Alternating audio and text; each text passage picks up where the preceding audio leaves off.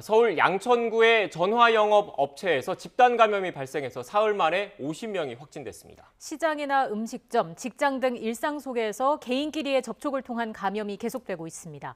수도권 감염 상황 현장에 나가 있는 취재기자 연결해서 알아보겠습니다. 황보혜경 기자. 네, 서울 양천구 전화영업 업체 앞에 나와 있습니다. 네, 그곳 감염 상황부터 전해주시죠. 네, 이 업체에서 발생한 집단 감염으로 시설은 2주 동안 폐쇄 조치에 들어갔습니다.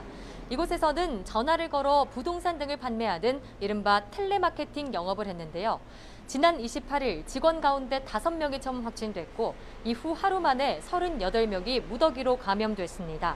밤사이 추가로 확진자가 나오면서 지자체 집계 결과 모두 50명이 양성 판정을 받았습니다. 자가격리에 들어간 직원만 100명이 넘어 추가로 확진자가 더 나올 가능성이 큽니다.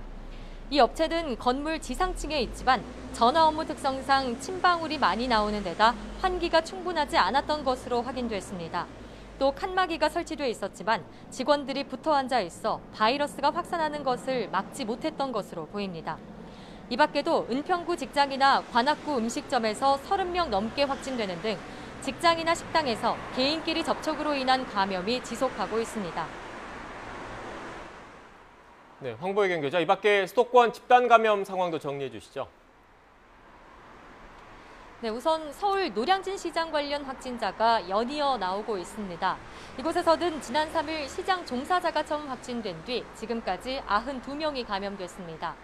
역학조사 결과 이 종사자들이 환기가 어려운 지하 작업장에서 일하며 휴게실이나 샤워실을 같이 쓴 것으로 확인됐습니다. 초기 확진자들의 검체에서 델타 변이 바이러스가 검출돼 방역당국은 집단 전체를 델타 변이 환자로 추정하고 있습니다. 경기 하남시에선 가족이 처음 확진된 뒤 어린이집으로 퍼져 모두 39명이 확진됐고 수원시 어린이집에서도 원생 8명을 포함해 11명이 집단 감염됐습니다.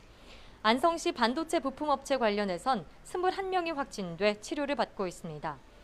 방역당국은 변이 바이러스로 인해 4차 대유행이 계속되고 있다며 여럿이 모이는 장소에선 방역수칙을 철저히 지켜달라고 당부했습니다. 지금까지 서울 양천구에 있는 전화영업업체 앞에서 YTN 황보혜경입니다.